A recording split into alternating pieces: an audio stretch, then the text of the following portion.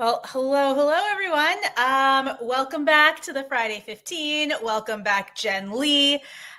Reminder, she is not related to, but would love to be related to Steph Lee. So Yeah, the jury's still out. We're pretty much the same people. I think so. I think so. And that's probably the biggest compliment to you both. But for everybody joining us, if this is your first time, if this is your 200, and I think this is the 210th episode. So if you've been with us through all the episodes, welcome.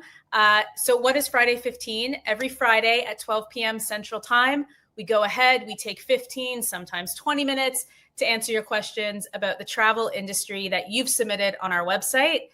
If you have any questions you would like to submit, please submit them to hostagencyreviews.com/Friday15. We would love your questions. We've got some fantastic questions today. We bring on many special guests, our host partners. It's a really, really fun way to end the week. So with that said, I am very, very excited to, I say introduce, but Jen has done many a podcast with us, and we're bringing back Jen, of course, President and CMO of Vacation Planners and Travel Planners International. So she's just a little bit busy. I got 4 jobs, people, 4 jobs. But she's making time for us, and it honestly makes us so happy. So we're going to jump right in, Jen, because we've got some really great questions, and I'm quite excited to ask you these ones. So I know, I can't wait. They looked really, really good. Go for it, right? I only send you the best.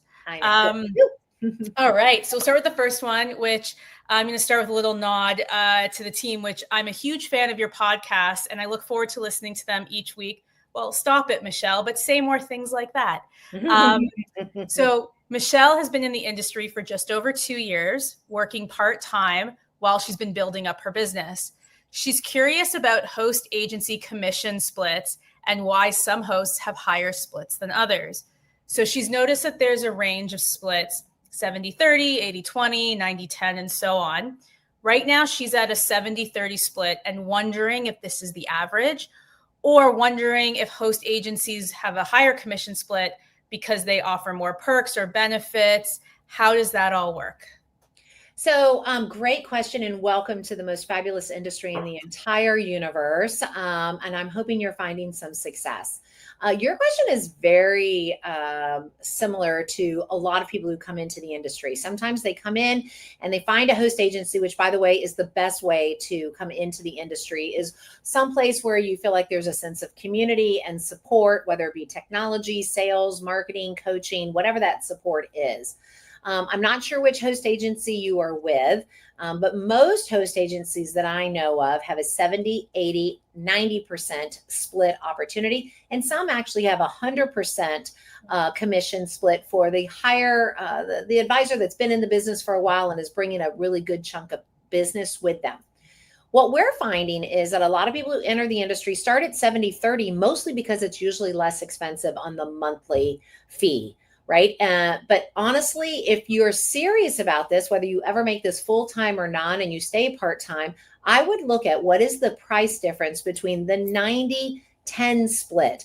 Because, like, as an example with TPI, that's probably only like a $360 a year difference, or maybe $450 a year difference between a 70-30 split and a 90-10 split. Well, if you look at it, if you sell one more cruise that's going to make you more than $500, you've made that up, and then everything else is profit. Now, some host agencies, and you need to find out from yours, but some might only start you at a lower commission split because there's a lot of work to get you trained, to get you the support that you need. There's more support needed early on than later on. So I would get with your host agency to find out, do you have the option? If you like your host agency, stay.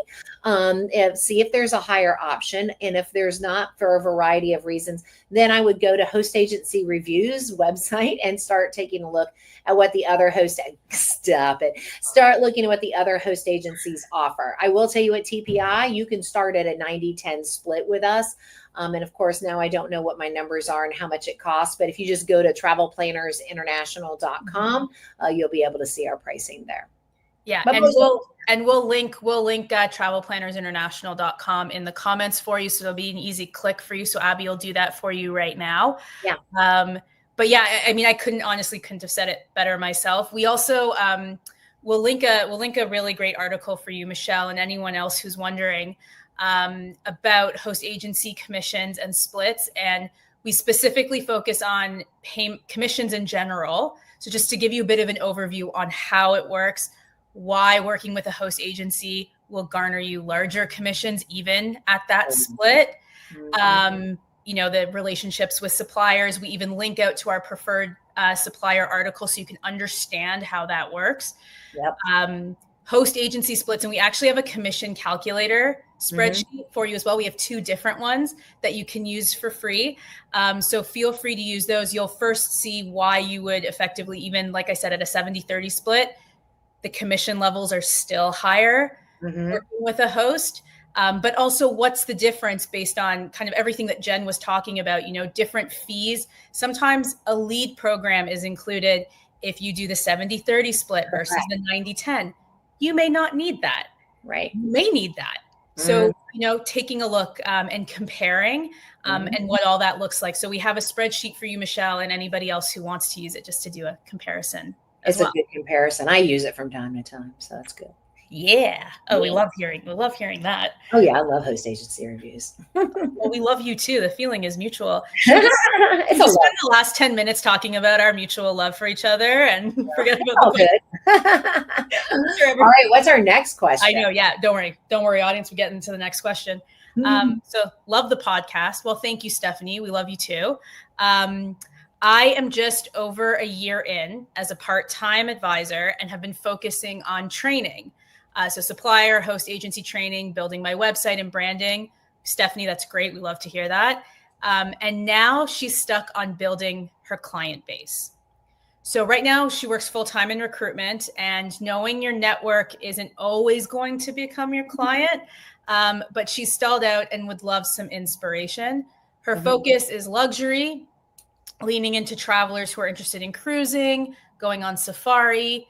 She's got a great background in sales and event planning, but she knows that she's well positioned to jumpstart this business, but she feels a little bit lost on selling herself. Words of wisdom, Jen. Yes, that is the key. I've got all kinds of answers for you. Yes. Okay. And I'm pretty sure I did a host agency reviews webinar on something similar to this. So hopefully we can find something on this. But and what is our questioner's name again? One more time. Her name is Stephanie. Hi, Stephanie. Okay, Stephanie. So here's the thing. Kudos to you for getting all the training, the basics down. So now you can feel like you can speak somewhat confidently, right? So confidence is a big part of it. I want you to write these questions down, and I share this with advisors all over the country. You've got to answer these 4 questions to find out who your true client base is and how to find them. The first question is you have to ask yourself, who do I want to serve? And in this case, you've kind of told us you're interested in those in the luxury. And then you talked about Virgin Voyages, which it's not that they're not luxury, but that's not the typical luxury. So Virgin Voyages is something you want to be in. Who do you want to serve? Why do you want to serve them? What's motivating you to say, I want to serve the luxury client? Because that's part of your marketing, right? Why do I know serve them? Well, because I know what it's like to travel that way, or I've seen people always travel inexpensively, and I feel like that's not the type of experience I want to curate for them. I really want to take good care of them. Why luxury? So who do you want to serve? Why do you want to serve them? What do you want to serve them? And then the third thing is, where do they hang out? And so this is the part where you're going to find new clients. And where do they hang out? It could be luxury. If you're a recruiter, maybe you have a really strong LinkedIn presence currently, right? Because in recruiting, because I know I get recruiters touching me all the time, or tagging me or pinging me or whatever you do on LinkedIn all the time. Well, I would start saying to myself, how can I leverage the fact that I've always worked with folks, helping them find their next best career move? As I was doing this, I realized part of making the next career move is also, how can I help these professionals ensure that they are really relaxing, or that they're spending their vacation time appropriately, that they are, I recognize that there's a lot of burnout. That's the reason why I'm a recruiter. People are turning over in their jobs because there's so much burnout. Well, part of the burnout is when they do go on vacation, they try to do it themselves, and therefore they're wasting their time, and they actually don't end up with the right vacation or the right experience based on what it is that they're anticipating. So you've become a marketer as well, by the way. It's not just about curating the experience. It's really about, who do I want to serve? Why do I want to serve them? What's your motivation so you can tap into that? What do I want to serve them, and where do they hang out? Once you've kind of gotten that, then it's a full force selling of yourself, but your services. You're not selling you, Stephanie, as a human being. Disassociate yourself from that, friend.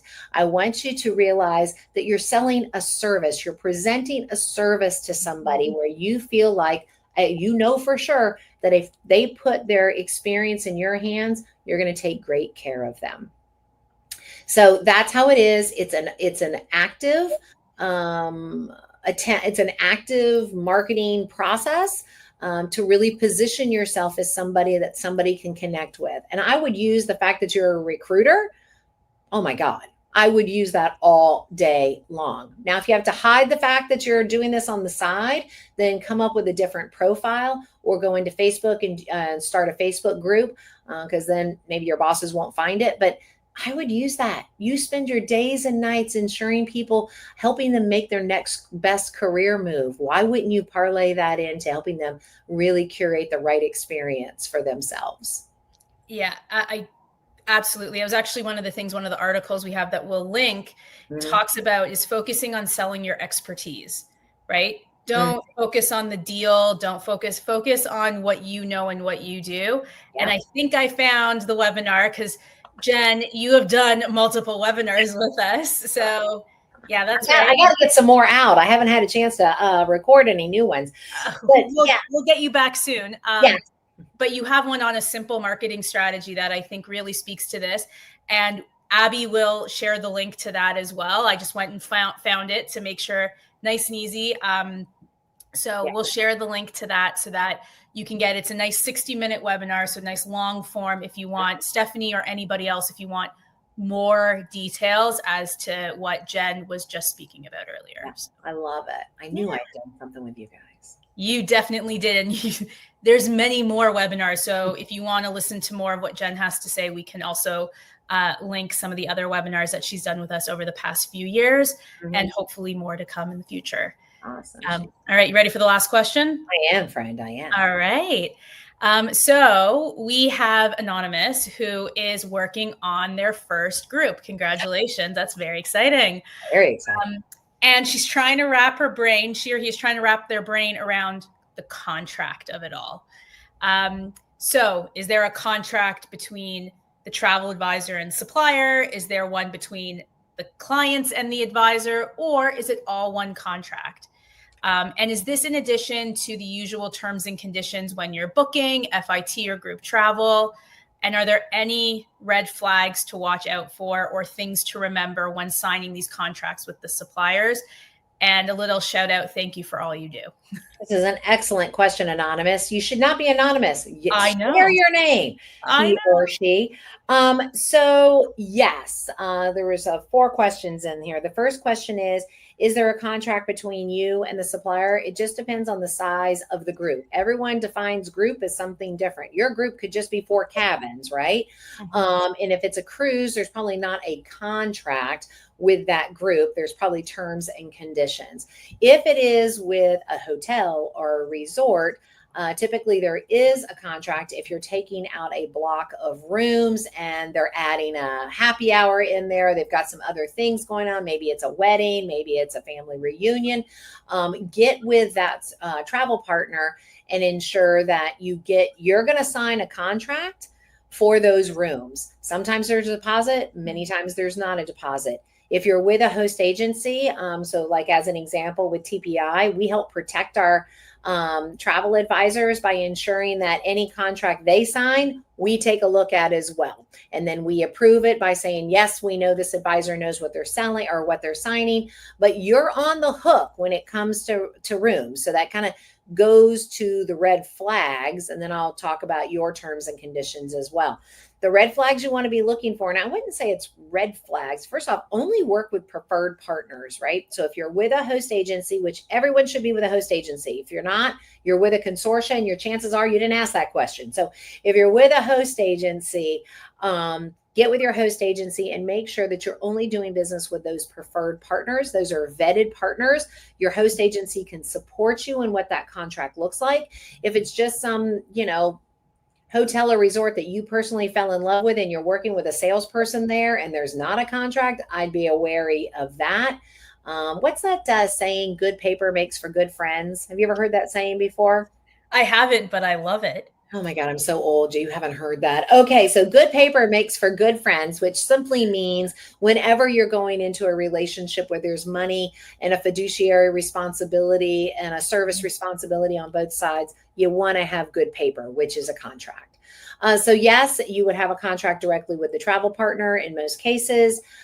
Yes, depending on, and I would work with your BDM of that travel partner to help guide you through what type of contract should you have with your client. So let's just say it's a group of 20 rooms at a resort. Are you charging a service fee for you managing that entire contract and that entire group? That might be above and beyond your normal terms and conditions. Are you charging for you to travel with them? Let's say it's 20, 25 cabins rooms, and it's a bunch of girls. They're going to need someone to wrangle them in and to get them checked in. Charge a service fee to manage that group. There's a lot of really cool things that you can do once you start getting into group travel, but it really starts with what size of group is there. I think Steph and I did something on groups. I know you guys have something on group travel. I want to say we did a host agency reviews week thing. Anyways, on that. So if you're part of a host agency, pick up the phone and call your host agency. Reach out to your community members within your host agency. If you have a Facebook group, tell them, this is my first group. I'd love to talk to someone who does land groups versus cruise groups, two completely different things. Versus FIT, you're kind of putting it all together and customizing it. But yeah, definitely get a contract for sure. Yeah, absolutely. We will go find the link for our audience to both you and Steph talking about groups. Groups is such a huge topic. We've got 2 articles, which we'll link to, where we interviewed advisors, and then we did a sister article where we interviewed suppliers to talk about groups. I love it. So we'll link both of those and just kind of giving their insights. They're kind of like their 10 insider group booking tips.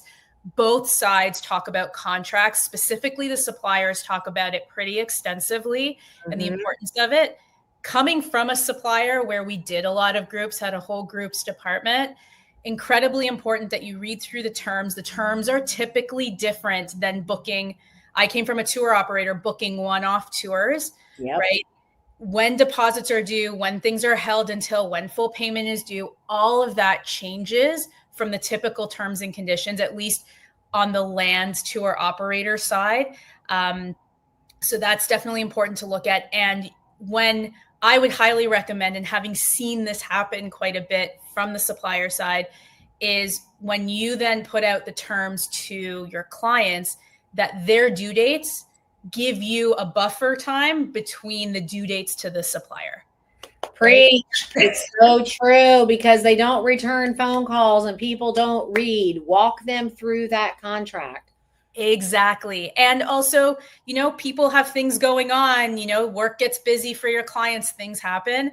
I always recommended giving a 2 to 3 week buffer at minimum. It just gives you time. And you can also breathe, because you've got that time just in case something happens. And I know many of y'all use CRMs, which we highly recommend at TPI, use CRMs, but I would always have a follow-up, like put it in your calendar as well. Like in case something happens with the CRM, or in case something, like you get a posting. If it's your first one, you haven't gotten into the rhythm, right? Yeah. Of putting together groups and all those deadlines and commitments. Absolutely. You can even, for certain CRMs, you could even build in a sequence of emails that will happen at specific days. So the last 2 and probably most important links that we will share before I let Jen go is to Travel Planners International and Vacation Planners profiles on host agency reviews. Please go check them out. I mean, if you can't tell by how incredible Jen is, that should tell you how amazing both travel plan TPI and vacation planners are. Go check them out. If you have questions, you can reach out to them directly, or you can reach out to us and we can always put you in touch. We've got some incredible Friday 15s coming up. We have next Friday, June 6th with Travel Industry Solutions. So it's talking about contracts. Oh yeah, they're awesome. Some good questions there for Sheila. Then we have cruise planners coming up the week after, then Lavarte and Dugan's Travels to close out June. So we've got a very full and exciting June before we head into the summer. Jen, you just, you warmed my heart. Thank you so much. Oh, here. Of course, and cannot thank you enough. Thank you. Thank you. We appreciate it. And congrats and good luck to everybody out there. You've come to the right resource, Host Agency Reviews. Well, thank you. And we agree. Thank you so much. Goodbye, everyone. Have a great weekend. Bye.